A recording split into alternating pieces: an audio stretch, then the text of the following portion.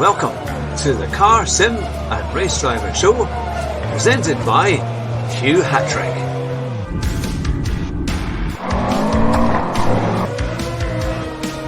Here at Bathurst in the Forest, my very special guest, Basic Ollie, Rascal, Rabbit, Josh Martin.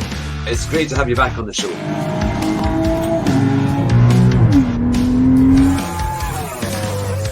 Drive fast and try not to crash. Good evening, everyone. It's great to see you and welcome to the Car Sim and Race Driver Show. And on tonight's amazing program, we have a very special guest all the way from South Africa. It is Devin. Welcome to the show. Hi there. Thanks for having me, and hi to everyone who's watching. I hope I can do a decent job in this interview. Oh, I'm sure you can. I'm sure it'll be no problem at all. Now, Devin, you are the creator of Idiots of the Week on Gran Turismo and Forza. And it's fantastic, really, really good fun and brilliant to watch. And it's done extremely well. But tell me, how did your kind of sim racing and kind of motorsport gaming hobby or how did it all begin? Well, we have to go way back. So I've always been interested in cars since I was like a kid, like being able to name almost everything on the road. And then my first gaming experience, my uncle who lives in the UK, he came over when I was about 10. He bought a PS1 and the first game I played was Colin McRae Rally. And yeah, from there, like I play a lot of other games as well, and I have over the years, but racing games have always been the ones that like I took the most interest in. And then sort of in high school, I didn't really play too much for about 4 years or so. And in the first year out of high school, I bought an Xbox 360 and I started playing Forza. And yeah, the rest is leading to where we are now. Fantastic. So did you ever do any kind of other PlayStation games, or was it only kind of mainly kind of Xbox and things like that? Or so did you do like the early Gran Turismo games too? I played a little bit of the first Gran Turismo, but like I was so young, I don't really remember much of it. And then I played a bit of Gran Turismo 4 with a friend. We did that 24-hour Le Mans race, most of it on B-Spec, so the game was doing it for us. But yeah, so apart from like Gran Turismo and Forza, the odd rally game here and there. Like I was a big fan of the Dirt games, particularly Dirt 2 and 3. But I haven't played too many rally games recently. It's just mostly been Gran Turismo in the last couple of years, actually. So what was it like playing Forza? Because I have to say I know Super GT used to do a lot of Forza videos, but then he kind of was won over to Gran Turismo. But obviously you've done Forza for a long time. What was the thing that kind of made you like Forza so much? I don't know. It seemed to be the one that I started playing when I first got my 360, and I started with Forza 3, and then I got online like just before the beginning of Forza 4. And then I got Forza 4 and discovered the whole online community aspect of that. And I mean, as far as Forza goes, it doesn't get any better than Forza 4 in my opinion. So, I mean, that was if I was going to pick a Forza that was going to grab me, it was going to be Forza 4.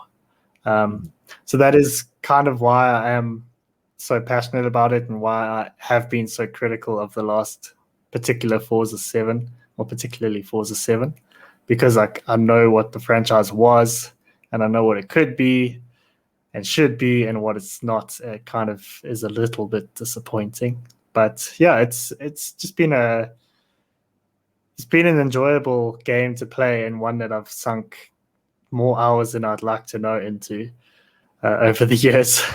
But not so many since Forza 7 came out, just because it's not really what I hoped it would have been. Yeah. Now, I'll quickly go to one of the questions in the chat. It's from Sean, and he says, your Idiots of the Week videos are amazing. He says, how long does it take you to put all the shorts together? as you must get loads of them sent to you every week. Yeah, so the Forza ones are a lot quicker to do because I don't have to like download replays, and that takes a long time for Gran Turismo Sports is to download each individual replay, especially if it's like a race C or an FIA race and it's a really long race. So that's why it really helps when people are specific about the times to look for in the replay. But Forza, it can take 2 or so hours to go through the clips, and then maybe another 2 hours or so to make the video. But often I space it out, so I'll do like downloading the clips one night and then putting it all together the next morning. Whereas Gran Turismo, that can be quite a lot longer. But it's kind of worth it because that one actually seems to do a bit better than Forza. So I really don't mind the extra time. I would say for Gran Turismo, maybe about 6 hours on average. Yeah, no, that's a fair bit. Because I thought people would have to record their own replays and then do a video edit and then send that to you. But some people do that. Some do. But that was before I realized I could get people to just share their replays in the game, because that just makes it so much easier. So all they have to do is just share their replay after the race and just tag it with IOTW for Idiots of the Week. And then I just search for that in the Discover tab, and then everything pops up. Oh, that's pretty good then. So it makes it easier for them. So, and also I can record it myself, so the quality is a lot better. Yeah, well, we certainly appreciate the work that you put into it, because they are very, very funny. The way that you do it and this kind of commentary, it's kind of, because obviously most people would laugh at their own jokes, or when they see the things happen, but you're able to keep a straight way throughout the way through it. Sometimes like when I watch a clip for the first time, like it genuinely does make me laugh. But after you've watched it a couple of times and the editing and all that, you get used to it and you don't laugh at it too much anymore. So, I mean, obviously there seems to have been a kind of direction of travel that in the last, say, 6 months to a year, the driving skills have been a lot worse. So in terms of, there seems to be an awful lot more accidents happening and people being punted off. Most definitely. Experienced the same thing? And do you have any answers as to why do you think that might be happening? Well, for me, in races I've done, I haven't really experienced it all that much, it must be said. I've come across the odd guy who is a bit filthy. But that's for any game, I suppose. But it's definitely in the last couple of months, I've seen so many more just shocking examples of driving, like putting it on a Forza level, like Forza launch level, like that bad.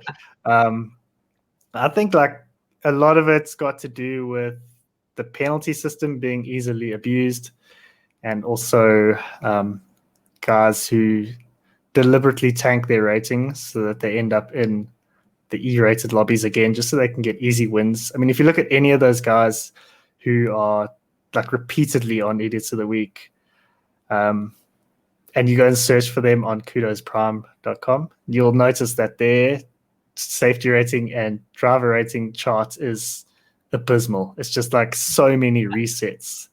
So there's guys who take advantage of that. Fortunately, they're in the minority, but yeah, they do certainly show their face quite a bit. Yeah, no, that's the thing. And what was it that inspired you to actually start the series of Idiots of the Week? Okay, so the first thing is I was going through, it was back in Forza 6 days, and like the racing was so like shocking, just an absolute car crash. And excuse the pun. And I was just going through my Xbox feed of like friends' clips and stuff, and I saw one from JSR Rossi, who is now LZR Rossi, and he had a clip of him dodging a guy who was trying to ram him, and it was just, I'd never seen anything like it. And I thought, you know what, we could actually turn this dirty driving into something here and like create a bit of a series out of it. So I mean, it was a little bit difficult to get started, as you would imagine. Like, people don't know about the series, so no one's sending in clips. You have to go search for it yourself. But once you get started, it's really not that bad. Like Gran Turismo, to get things going took a while. Like we used to go 3 weeks or so between episodes, and now it's more than enough every week. So it's been worth the efforts. Yeah, no, absolutely. No, they are great fun. And we've got a question from Sky3 Line 5. It says, will you ever get into real life racing like Jimmy Broadbent? Oh, I wish I could. But to be honest, I don't think my skill level is good enough. Especially the last, I would say, since lockdown, really, my skills have just deteriorated shockingly. Yeah, I don't know what it is, but I haven't been playing a whole lot. Yeah, I'm quite lucky that I do have both idiots of the week, because that does give me quite a bit of content for each week. Yeah, yeah. No, it's fantastic. So you were saying before you quite like Group 4. That's one of your favourite groups of racing in Gran Turismo. So why is that the case? Well, I tend to be a fan of the slower cars. So I consider myself a slow car specialist. So like pretty much anything like N100 and 200 on Tsukuba, I'm all over, unless I've done it often and it's just boring. So Group 4 for me is quite a nice balance between the speed and the handling. The only thing I would change about Group 4 is just the domination of the front wheel drive cars. It does get a bit boring at times. But yeah, I much prefer to Group 3, where they can be a bit of a handful to handle. And yeah, they are quite a lot quicker, and I prefer just a nice chill drive. Yeah. And we've got a good question from Rumar. He says, does Devon think that the push to pass approach will catch on now that there are no rules? Yeah, the literal push to pass, not the IndyCar one. Yeah. I think a lot of people are exploiting that, actually, because, well, fortunately, it seems like it might have changed a bit since they changed the penalty algorithm. But I mean, you do see it all the time. People just pushing, knowing that they're not going to get a penalty, and then they pass. And I really hope come Gran Turismo 7 that they've worked these little things out, and we don't have the same issues. I mean, they've had 3 years of Gran Turismo Sport to play with the system and work out what works and what doesn't work. So hopefully we're going to see things be a bit more fair and not encourage the dirty driving. Yeah, yeah. And going on from that, what would you say is your least favorite kind of dodgy move, or you think is the worst dodgy move that you've seen in Gran Turismo? Well, one that irritates me, and it's also comes to be like the push to pass kind of thing, or the punt to pass. But it's really irritating to me when someone does that and then they put their hazard lights on, like to say sorry, but like they know they've done something wrong and they just carry on racing like that. So they're not really that sorry about it, are they? Yeah, yeah.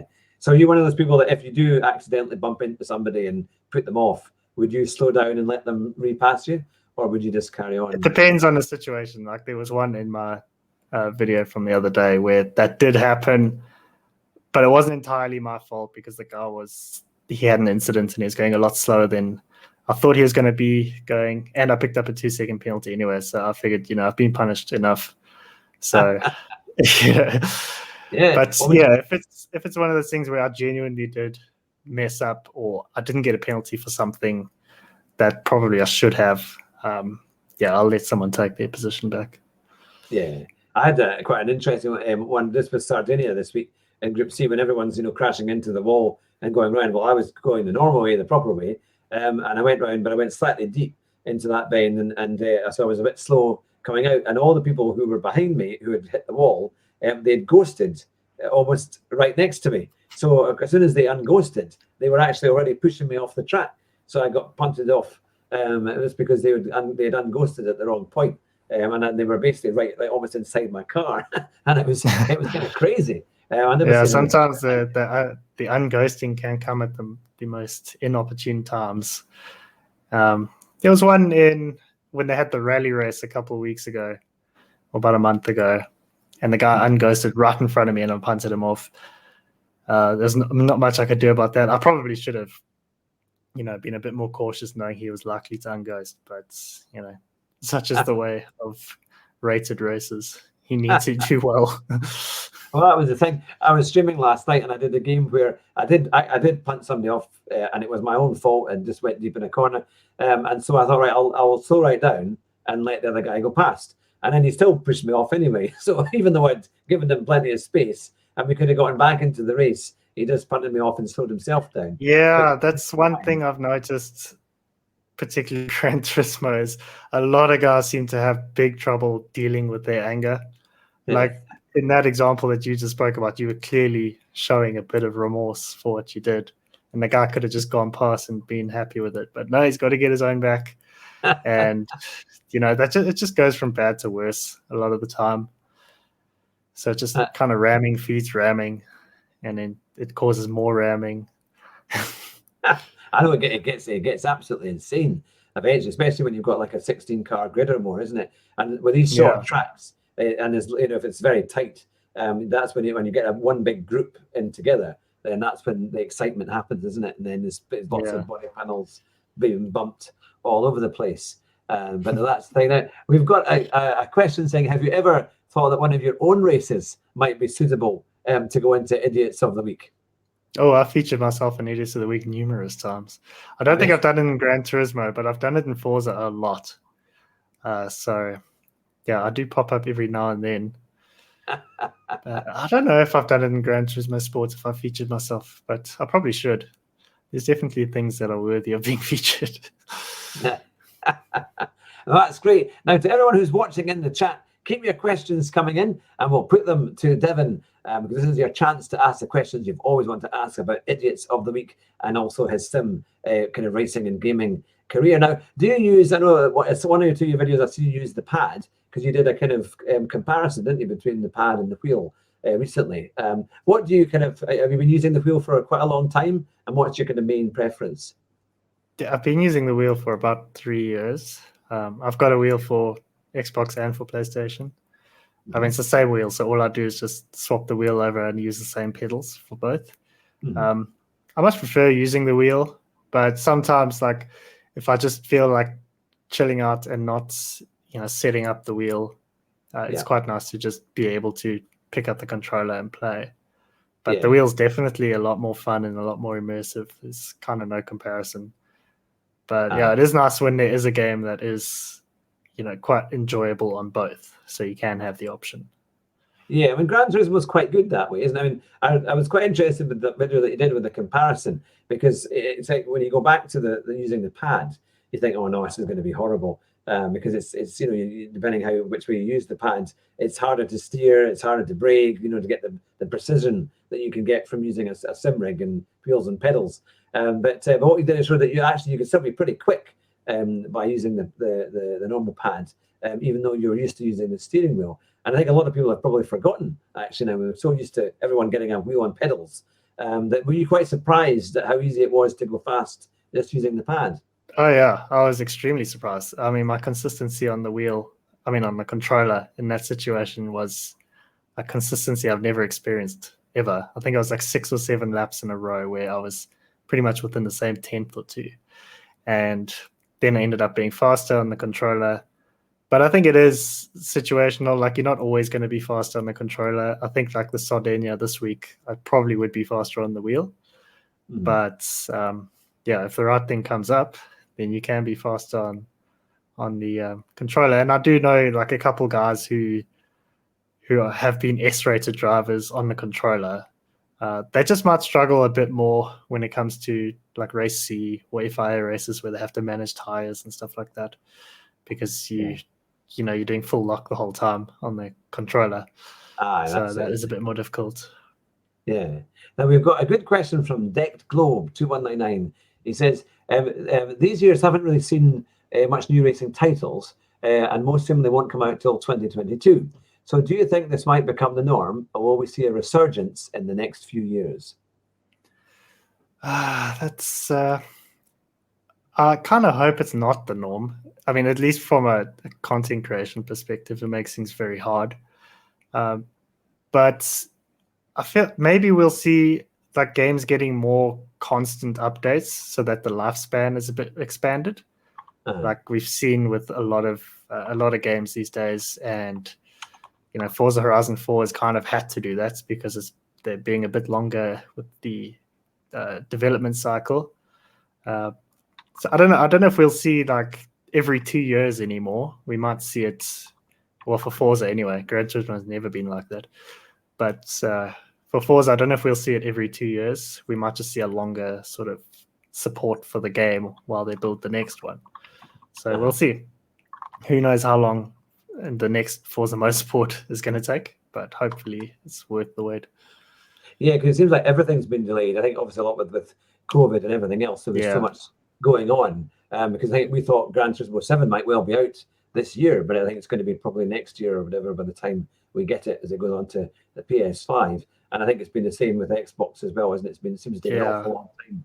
I think for Gran Turismo, it's probably a good thing that's delayed because the PS5 is so hard to get a hold of. Maybe by the time the game's ready, it'll be far easier to get a PS5. Yeah, because that's it. You just can't get them at the moment. It seems to have completely sold out. That now we've got a question on a different subject altogether from Sky3 Line 5. What car do you currently own, and what modifications do you plan to do to it, if any? I've got a Golf 6 TSI, so it's the 1.4. But I don't really plan on doing any upgrades to it. I don't think it's a car worth upgrading. As much as I like it, it's not a car that I really want to upgrade because then I'll just look like I'm trying too hard. If I got something like, I was originally looking to buy an MX-5, but then the Golf came up and it seemed like a far better thing to buy, like in terms of practicality and stuff like that. But I would really like to get an MX-5, and maybe if I got one of those, I might do something to it. Yeah. And lots of you put bigger exhausts on in it and lighter wheels and all sorts of easy modifications to make it go. There's any number of things, especially if it's a second car. Like if I have two cars, then I don't mind upgrading one. But if I only have the one car, I might be a bit hesitant. Yeah, I think it's always, if you've got two cars, it's quite all right because you can make changes to one and it won't wreck your other one, isn't it? That's the thing. You've still got one that works if it all goes horribly wrong. But no, that's the thing. What would be your kind of ultimate car if you could buy kind of anything new? What would be the kind of car that you would like to go and get? New. I actually haven't thought about that too much. Although I must say, I've had the chance to drive an F-Type SVR, and I gotta say that thing sounds incredible. Yeah. So, and they might be a lot more expensive than cars like an M4, and the M4 is actually quite comparable in performance. Yeah. But you just can't beat the 5-liter Land Rover V8. It's like it's incredible. I once had to go in an F-Type V8. It was the 4-wheel drive version, and it was a convertible when it came out about 5 years ago, and it was fantastic fun. And we're on a kind of alpine route in this test track, and the thing is that it has the alpine route, and then it has like a 2-mile oval. And I was really looking forward to coming off the alpine route. I mean, it was great in the corners and it was fantastic fun. But on the oval, you could go to about 100 miles an hour or more at that point. And would you believe it? The other Jaguar of the same type that was on show, somebody had taken it out with a professional driver and had crashed it on the oval. So they had just closed the oval just as I was about to go in. And because it was such a good car and it was so much fun. I thought this would be great to go and get some speed kind of in a car like that. I met a guy who. Sorry, I met a guy who had the F-Type R, and at that time the F-Type R was rear-wheel drive, but it still had that 5-liter engine, like 550 horsepower, and he sold it to get the S, which is the V6, because he just, I think he spun the R and crashed it, so he went for slightly less power.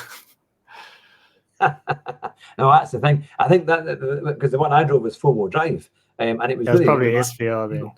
It was, and I remember my brother hired one once when he was over on a holiday, and I got to drive that, and that was a brilliant car. And I didn't realize it was 4-wheel drive, to be fair, until I took out the book and realized what it was. And because it was quite stable, but it was they're extremely stable. That's like a very surprising thing about driving them is they're really, really stable for as fast as they are. Yeah. Oh, it's amazing how the cars like that are just going faster and faster, and they're more attainable. They're easier to drive as well in real life, which is the thing. In fact, I did a Mercedes day last year, just before the COVID outbreak, and with all the time I was practicing on Gran Turismo, with all the kind of racing, I really felt it was actually easier to drive the real thing, even than it was on the game. I mean, the games definitely do teach you. I mean, the first time I ever spun the wheels on a car, I was coming out of a toll booth and I was driving a C63 Mercedes, and I decided to put my foot down and the back stepped out, and like I felt, okay, I know what to do here, which was pretty cool. Yeah. And I don't know if I would have known that had I not played a lot of racing games. Yeah.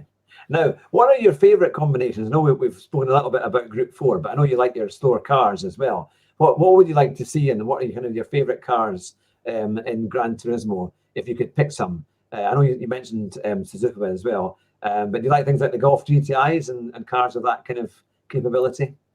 Yeah, I think the GTR would be the modern GTR anyway, because they're not so wobbly like the Mark One last week at Goodwood. Yeah, I quite like that one. The Mark One probably not my favorite. I don't think Goodwood's the greatest track for racing, but yeah, just not a combination for me. I tend to like Tsukuba, but it does get done quite a bit, so it can be a bit dull. I do just like the short tracks a lot of the time in the slow cars. Because it's just a lot of fun. You're just throwing these little things around the track. Yeah. And the more technical the track, sort of, the better. Because it's pointless driving a slow car like on a Monza or something. I'd much prefer to do it on a small technical track. Yeah, like sometimes when they use Suzuka East, I quite enjoy that when they have the Mini Coopers from the 1960s. Yeah, I do like Suzuka East as well. Except for a couple of weeks ago when they had it in, what was it, the Toyota GT86 perhaps? Yeah, I didn't get along with that one at all. Yeah, but generally I do like that track. It's quite a difficult car to drive though, the Toyota, isn't it? It takes a different type, the rear-wheel drive. It spins quite easily, at least when I was driving it.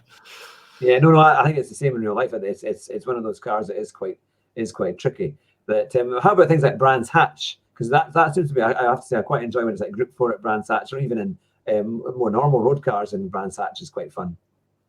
I do like Brands Hatch, actually. I haven't done it a lot in Gran Turismo Sports. It just hasn't, like, the right combination hasn't quite come up for me. I'm sounding incredibly fussy here.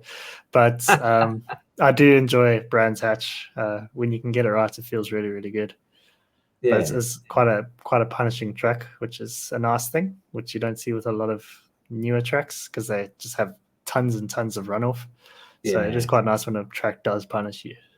And it's these horrible kind of off-camber bends as well at Brands Hatch. And big curbs. And if you run wide at them, you're going to go off into the grass and that's it. Yeah, exactly. There's like on that after the back straight, there's like literally no runoff, but before the grass, it's either road or grass. Absolutely. Now, one of the videos we talked about earlier before the show started, and I'm sure that the people watching in the chat will agree that when you brought your girlfriend in to do the racing and to have a go, they were really good videos, and I'm sure everyone really enjoyed them. But what was the reason for doing that? What made you think that might be quite a good idea? I've always we've started dating nearly 6 months ago, but like when I started YouTube, well, not when I started, but for a while, I'd always wanted to, if I had a girlfriend at the time and she was into it, we'd try this and see how it goes, because I think it would make for decent content because, well, especially in my girlfriend's case, she hasn't got any experience with racing games. She drives an automatic car in real life. So, yeah, she's literally fresh to it. So I thought it would be a nice sort of thing to see her progress, and a few people have enjoyed it. So we're going to continue that. But yeah, she does live 2 hours away, so she's not always available. But when she is and the right races are there for her, then we'll keep it going. And I'll make sure we turn off auto brake this time. That's a horrible thing, that one. Oh, it's when it breaks. It's like that though. Even this week at Sardinia, you come around the first corner and you go into the S's, and the little brake light is shining, even when you can go flat out. Much right through. And it breaks well, when I tried the auto brake and realized how bad it actually is, it was about was it the third to last corner at Red Bull Ring, the right-hander, or the quick left-right. The car just comes to damn near a full stop. Yeah. And like everyone behind you is like furious because why are you stopping on the apex here when you should be going nearly flat out? They're going to ram straight into you. They're just not expecting you to do that, isn't it? It's that's the kind of thing. Now we've got quite a few in the chat who have got messages and things like that. We have Backwoods Lawn Care who said, "Tell Devon that I'm here, please." So if you know who Backwoods Lawn Care is, aka Jackal, yes.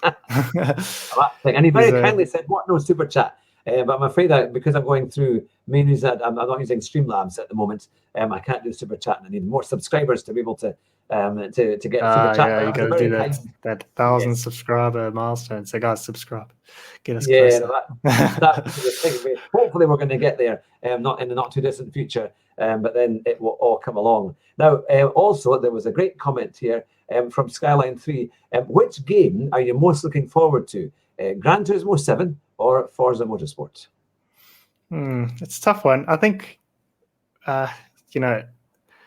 given that Gran Turismo hasn't really ever made a terrible game, and I really enjoy Gran Turismo Sports, I think it's more reasonable to expect a good experience from Gran Turismo 7. But I think Forza Motorsport does have a lot of potential. So if they can get it right, and hopefully they've seen what Gran Turismo has been doing for the past 3 years and seen how the player retention has been. A lot of people might not be too keen on the idea of, Forza Gran Turismo Sport type game.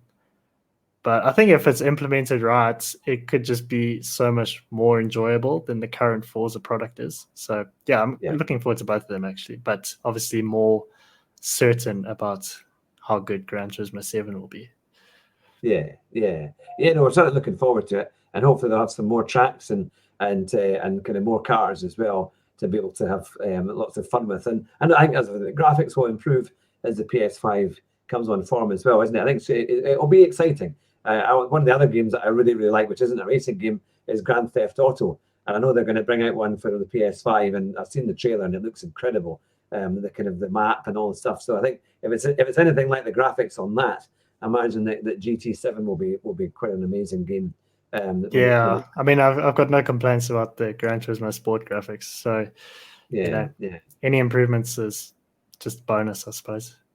But what I do like about Gran Turismo 7, from what we've seen so far, not much, but it does have some Gran Turismo 4 vibes about it, with like the main menu. So I think a lot of people have been missing the career mode with Gran Turismo Sport because it doesn't have one.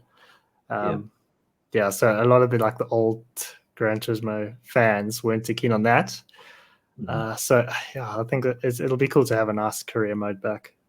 Yeah, definitely. It's always fun trying to improve your car, so you can just win the races and no more to get your qualifications and get on to the next level. But we've got a good question here from Spent Soul 2169. It says, they say, in terms of balance of experience, what do you think is best? More towards sim or more towards arcade? For me, I lean more towards arcade, just because I don't like to take it too seriously. And, there's nothing against guys who do like to take it seriously. That's totally cool. Everyone can do their own thing. But for me, I tend to like it to be more towards arcade, but it's still got to be focused. So I don't want it to be, just arcade handling and that's it. You got no, the multiplayer is like Forza 7s, where it's just a whole mess of cars that are somewhat balanced with the PR system. And there's no real point to the racing. So I like it to be arcade-ish, but have some sort of meaning to the races. Mm-hmm.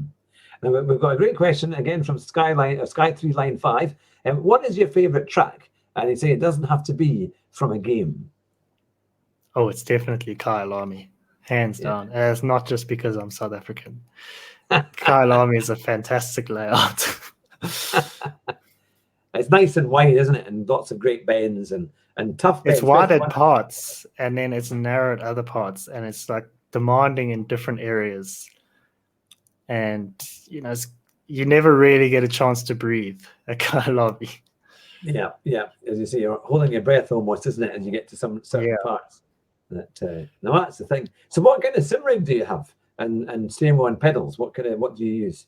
I've got the Logitech setup, so I've got the G920 and the G29. All right, excellent. Yeah. So, I mean, they totally fine. I've never really played with anything else. I played a little bit with a Thrustmaster TSPC, and that felt really, really cool because it's belt driven. But I don't have any complaints using these. I do really enjoy them. The only thing is, for anyone who might want to get them, just make sure that your pedal cable doesn't get pinched between anything, because my first pedal cable did get pinched and it cut the wire, and then that was dead pedals. So I'm glad I got the second wheel to use those pedals. Well, I pinched the wire on my G29 on the power socket. I didn't realize it was underneath something, and eventually it got marked and it broke the actual outline of it, and you could see the wires, the actual real wires through it, and it started to spark. And one day I was doing a stream, and it was all starting. I don't know what's going on. I could see this thing because I had it quite dark in the room, and it was sparking away. And I thought, right, I need to get another one. And thankfully, another member of the community said, "Oh, we've got a spare PowerPoint if you want it." So I was able to get another one because I tried to go to Logitech. There was no way of getting one, so he sent me one. So I was able to continue on. But no, they are. I think you've got to watch all the wires are well clear, aren't they? Yeah, the problem with that pedal cable is that it's a really thin cable, and inside there are 6 tiny cables. So trying to solder them together is something that's going to take someone who's got a bit more experience than me. Yeah. So my pedals might be salvageable, but yeah, not by me. And now, I mean, the channel is growing really well. You've got over 26,000 subscribers. What are your kind of plans for the future for the channel? Are you going to continue doing more Idiots of the Week, or do you have any kind of new idea? I'd be an idiot myself for stopping Idiots of the Week. I keep doing that, and I'm quite intrigued by the idea of the co-op F1 2021 career. I think that could be a lot of fun, if you're doing it with another creator. So yeah, we'll just see what games come out. I'm really excited for Gran Turismo and Forza from a content point of view. But yeah, as far as this year goes, continue with Gran Turismo and the Idiots of the Weeks and F1 2021, and I'm actually quite interested in the Hot Wheels game as well. Oh yeah, of course. Yeah, that's a new one that's coming. The F1 is quite an interesting one, isn't it? Because there are some people who do a huge amount on F1, like Alex Gillen, who's very big on YouTube with that. But it's been hard for folk. I know Super GT said that whenever he did an F1 video, it didn't really work that well. It wasn't anywhere near as popular. Yeah, I tried F1 2018, and that never really did terribly well on my channel, so I did get a bit discouraged by it. But I think that's just the nature of YouTube. Like when I started on Gran Turismo Sport, it was really hard to get an audience because YouTube does pigeonhole you. So if you're known for doing Forza, you better keep doing Forza. But when the audience dries up for Forza, you have to try and do something else. So it took a while to try and get a bit of an audience for Gran Turismo, but yeah, you just got to keep plugging away at it, and the audience will hopefully start growing. Yeah, no, that's really good. Now we've got a great question from Digital Car Culture, and it says, "Who has been the biggest idiot you have ever seen?" There's a Forza guy. I think he's got to take the cake. He's got about 14 accounts. Almost all of them have been banned at some point, and he's appeared on the series. I couldn't even tell you how many times. Yeah, he's definitely got to be number one. The sad thing is he is South African as well, so it's a bit of a shame for the country. But yeah, there's just no comparison. He's got to be it. Yeah, And Digital Car Culture has also said, are you aware of Momos? But I'm sure you well are. Oh yes, I've been in a race with him before.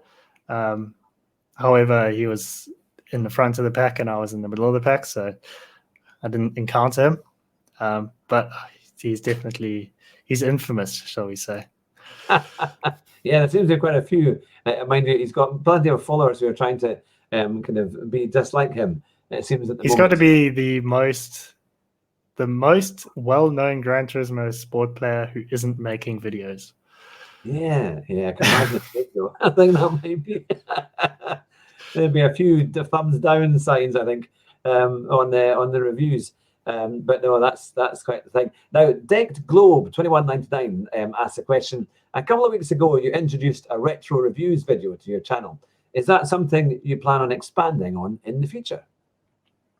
I did actually really enjoy making that video. However, obviously, it is quite a niche thing because it was Dirt 2.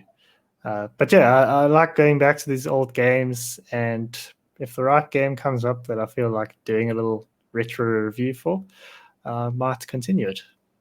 Yeah. That and what gives you the kind of the funniest moments? Because obviously you see people ramming people of all sorts of different ways, and we've talked about the most annoying and the worst kind of punt. But is there anything that you find that it just makes you seriously laugh out loud when you actually see it? What's been the kind of coming together or crazy incident that has made you laugh? The best ones are in Forza, where now if you're lapped, you're ghosted. And when people who are ramming, they tend to wait up for the leaders to come back around, and then they don't realize they're ghosted. So they just try to go for the almighty punt and they just carry on straight through. That always gives me a laugh, but I think they've worked it out by now. So we don't see that too often anymore. Aye, that's the thing. That now we have Backwoods Lawn Care saying, are you going to start live streaming again? Well, I have applied for a fiber line, and I mean, they gave me a window of 2 to 6 months, so who knows when that's coming. But if and when that happens, I will be planning to start live streaming. Yeah. And how do you find your community? Because obviously you're on Discord. Let's say that's built up over the years. Do you have any plans to expand on your Discord? And do you have like community races that you do as well with them? Well, that would also be something that we would do when I stream, because when I did stream, we used to do open lobbies a lot of the time, and those are actually a lot of fun. So you do a lot of tracks and car classes and stuff that you don't do too often, and that are just a lot of fun. And generally, actually, in those open lobbies, because the guys who are sort of like-minded, you tend to have guys having decent races. Mm-hmm. So if I start streaming again, I'll definitely be doing open lobbies. I'm actually talking to a couple of guys right now about something else we're wanting to do, which may or may not include people from our community. We'll see how numbers of players go. But yeah, that is something that we're planning. Yeah. And do you quite like all the kind of sim racing tech as well? Because a lot of YouTubers now, they're getting more and more advanced sim rigs. Like the Amazon Thea has a track racer, a Super GT, I think is a Thrustmaster, and he has he's got all the latest stuff that's in there. Are you tempted to think, oh, I could do with spending a bit of money on getting an amazing? You know what? In South Africa, that stuff is A, extremely hard to get hold of, and B, very expensive when you do. I mean, even the price of the Logitech wheels has, it's gone up about 50% compared to when I bought mine. Yeah. For the exact same product. Yeah. And, if I was maybe playing a bit more, then I would maybe look at it. But at the moment, I'm really happy with what I've got. So, yeah, I've got no complaints with my equipment. Yeah. Oh, well. And now Digital Car Culture has asked, what would you like to achieve in next year? Or in the next year? Next year. End of next year. It's quite hard to set goals on YouTube because things do grow at such strange paces. Like you can be I could be 26,000 subscribers now, and then 2 months down the line, I could be 35. Who knows? Or I could be 27. So, I'd like to. My ultimate goal on YouTube is to get that silver play button for 100,000 subscribers. Yeah. But I think a lot of like game launches are going to help that. So when Gran Turismo 7 and Forza Motorsport come out, that's really going to help me get along the way. So maybe before then, about 40,000 before those launch, I'll be pretty happy with that. But yeah, it's very hard to predict these things. I mean, if you look at Super GT, he was 50,000, and then he put out. It feels like when he put out that shameful Rammers video, things just exploded, and now he's 500,000. So, yeah. Yeah. Now we've got a good question here. It was, would you hit test drive Solar Crown? No. I'm quite interested in it, actually. I'm not generally a fan of open world games or racing games anyway. All that much. Like Horizon, I find myself just, be playing with friends, and then 5 minutes later, it's like, okay, guys, what are we actually trying to do here? Because you're just driving around aimlessly. So, if it can be a good competitor to Horizon, and a lot of people, I've never really played Test Drive, but a lot of people seem to hold it in a pretty high regard. So it could be pretty fun. And yeah, it's the first game I've seen that's got the Range Rover Sport, the new one. That's right. Yeah. All the ones have the old ones. So yeah. No, that's. I suppose it's a different nature of game, isn't it? When you're just doing test drives or roaming about different maps and areas to actually racing, isn't it? Yeah, I do like that's the thing that's attracted me to Forza so much and allowed me to made me want to spend so much time playing it, is like racing against other people, not necessarily even online, but on leaderboards, to see who are you faster than, how much can you improve, what sort of rank can you get up to. That's also why career modes generally aren't that interesting to me, because I'd far rather race against other people than against AI. Yeah. The only one I have to say, when I do a little bit of career mode just to get the more practice on things like ACC, I like the AI on that because it is hard, and you can adjust it to make it really tough. And if you can stay with them and keep competitive, it helps boost your ratings quite a bit. And they do all sorts of dodgy moves all the time. They'll ram you off. They'll go inside and just and if you hit anybody or even touch them, they'll come after you. It's really, really tough. But it's good fun, because like when you play AI on Gran Turismo, normally it's quite easy to beat. Very easy. But on the different levels. No, that's quite the thing. Now, Spent Soul 2169 has said, would you get the test drive Solar Crown on PC? Oh yeah, every game I'm going to get from now, if it's available on PC, I'm going to get it on PC. It's like my friend told me when I ordered my PC, just before it came, he's like, "You're never going to go back to console." I was like, "No, I think I might." And then as soon as my PC came, I was like, "I'm never going back to console," except for like the PS5, because if Gran Turismo 7 is only available on PS5, I'll have no choice but to buy it. Yeah, no, that's the thing, isn't it? But we did also have a question saying, would you be streaming more Project Cars 2 content? Is that something you might do? Probably not. It's the audience dried up for that game quite a long time ago. And you know what? That game, like going back to it, I went back to it not too long ago. It feels very strange once you've been playing like ACC, and I don't know what it is. It's almost like in that game I've always felt like you can't slide too well. It's like there's something holding your hand that's not allowing you to slide. And then it's very strange. And the tires just sort of lose grip very quickly. They just peak and then chiz. And that's it. I loved Project Cars 1. I used to play that game all the time when it first came out. But I could never get into Project Cars 2. I think the standard modes when you got into it were quite hard. The setups were difficult. And I could drive all day long in Project Cars 1 and not crash. But in Project Cars 2, the cars were really difficult and twitchy and unpredictable. It must have just been my style of driving, but I could never get into it. I remember taking all the time to download everything and have it set up, and I played it, and I got absolutely nowhere. I thought, why have I just spent that money on that game? And it's totally, I just didn't like it at all. But But yeah, so I'll quickly look through some more of the comments. Oh yes, now Backwoods Lawn Care is saying that you need to play Mario Kart. That would suit your driving talents. Oh, you know what? I played Mario Kart with my friend like a couple of years ago. There were 4 of us, so it was 4-player. And you know what really irritates me about Mario Kart is you can lose the race and it'll be none of your fault at all. It'll be because someone got some sort of pickup and just ruined your race. I suppose that's just me wanting to have it be decided on who's the best player, not who got the luckiest.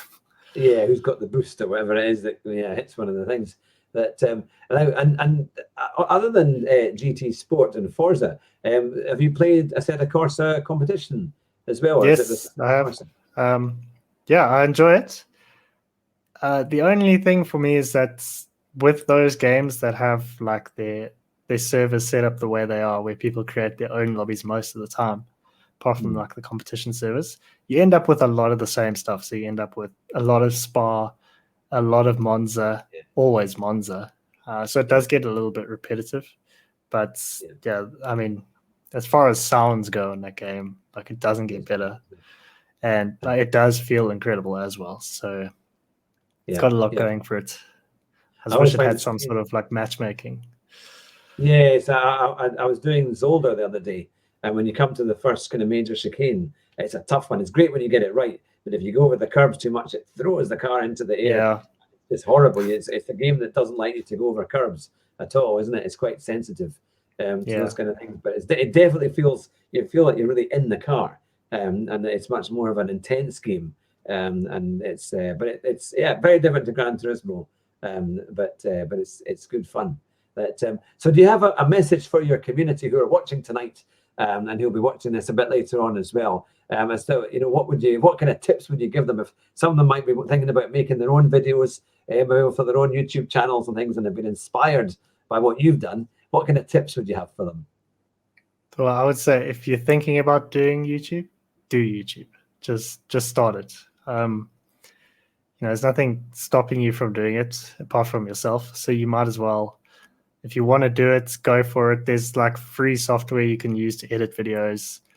You can use, if you're on console, you can use, the Xbox recorder or the PlayStation one. There are ways to make videos. So, I mean, if you have any questions, like direct questions about what to use and stuff, just shoot me a message on Xbox or PlayStation or Discord. Discord's probably best, and I'll get back to you. But if you're thinking about doing it, do it. Yeah, that's the thing. And did you ever think that you would maybe use other channels, so not just YouTube or because some people, they go into Twitch and it's either a decision to go Twitch or YouTube, but were you always kind of definitely on YouTube, or did you have other plans? No, it's always been YouTube for me, especially since like my audience is all on YouTube. So I think to get started on Twitch, maybe eventually, but I think it makes more sense for now to stay on YouTube, at least for if I was to stream. Yeah, no, that's great. And just in closing, I'll ask a couple of questions here from Spence Soul 2169. Do you think Sony would let more PlayStation games on PC in the near future, like Gran Turismo 7, and why or why not? So that's what I'm hoping for. I mean, there's a couple PlayStation exclusives that have popped up on Steam now, so maybe they are going to start putting exclusives on PC because the market's quite big. And I mean, Xbox has done it, and clearly it's worked for them. So hopefully they do it. It'll save me a lot of money with the PS5. So if they put Gran Turismo 7 on PC, I'll happily buy it. Yeah. And where do you think that it's going to go? Because we've seen, obviously, YouTubers come from the 2014 onwards, and even earlier than that. And we've got like kind of many of the big names coming along, and you're building your channel as well now, and you're quite, you've got a good following. How do you see it kind of developing? Do you think it's going to get even more specialized, or do you think more of you guys will be kind of going into real racing? Would you ever think that you might have a chance to do some kind of track day experience because you're a YouTuber? I feel like the bigger guys might start doing a bit of real stuff. Like Jimmy is already doing it, and Super GT's doing a lot of karting, and like he's got close ties to Lando Norris, so who knows where that could go for him. Personally, I really would like it to happen for me, but if it doesn't, like, I'm happy just doing YouTube. I really enjoy doing it. That's why I have done it for the past 5 years. Nearly 6. Yeah. No, it's fantastic. Well, look, it's been great to have you on the show, and thanks to everyone in the chat who's been watching tonight and asking such great questions. And if it's the first time that you've seen Devin, then make sure you subscribe to JSR Devin on the YouTube channel, because you'll see these brilliant videos of Idiots of the Week, and they really are fantastic. If you want to cheer yourself up on a Monday or a Tuesday, whenever they come out, it's always great to watch. It's a random day. It used to be Tuesdays, and now it's like every 9th day sort of thing. It changes every week. It's fantastic. But no, they are really, really good. And the way that you commentate on them are absolutely excellent and great fun. And for everyone who's watching tonight, if you like these kind of interviews, we've got a great catalogue of all the kind of main sim racing people, and also YouTubers and real racing drivers. We had Luke Reed, who was driving in the Ginetta GT4 Super Cup on last week. And we've got more drivers coming on as well, and sim racers. And if you do like that, then hit the subscribe button. That would be fantastic. But stay on the line at the moment, Devin, and I'll close on the show. But to everyone who's been watching or listening on the podcast, thank you very much. You've been watching the Car, Sim and Race Driver Show. And in our motto here, as true professionals, it is drive fast and try not to crash. And if you do, you'll win the race at the first corner. Take care and bye to south.